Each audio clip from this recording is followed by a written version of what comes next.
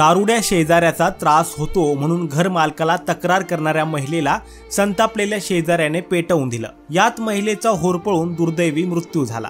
या घटनेमुळे परिसरात खळबळ उडाली आहे। महिलेने घर मालकाकडे शेजारी राहणाऱ्या एका पुरुषाबद्दल तक्रार केली होती, जो दारू पिऊन रोज तिच्याशी भांडत असे। यानंतर त्या पुरुषाला महिलेचा राग येऊ लागला। एवढेच नाही तर सुडाच्या भावनेने त्याने महिलेवर पेंट थिनर ओतलं आणि तिला पेटवून दिलं। ही भयानक घटना केरळमधील कासारगोड जिल्ह्यातील मन्नादुक्कम येथे 8 एप्रिल रोजी घडली। पोलिसांनी दिलेल्या माहितीनुसार रमिथा नावाची स्थानिक रहिवासी किराणा दुकान चालवत होती। तामिळनाडूतील रामामृतम नावाचा एक व्यक्ती रमिथाच्या दुकानाशेजारी फर्निचरचं दुकान चालवतो। काही दिवसांपूर्वी पडित रमिथाने आरोपी रामामृतम रोज दारू पिऊन धिंगाणा घालतो व आपल्याशी भांडतो अशी तक्रार रामामृतम राहत असलेल्या घराच्या घरमालकाकडे केली। दारूच्या नशेत त्याने तिचा छळ केल्याचा आरोप महिलेने केला। रमिताने केलेल्या तक्रारीवरून घरमालकाने रामामृतमला ताकीद दिली व तो जर असाच करत राहिला तर त्याला घर रिकामं करावं लागेल असा इशाराही दिला। यामुळे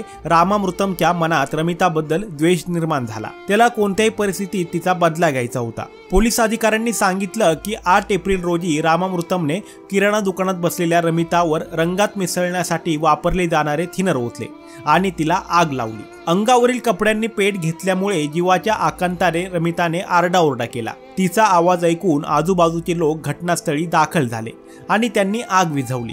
गंभीर जखमी झालेल्या रमिताला तातडीने मंगळूर येथील रुग्णालयात नेण्यात आलं।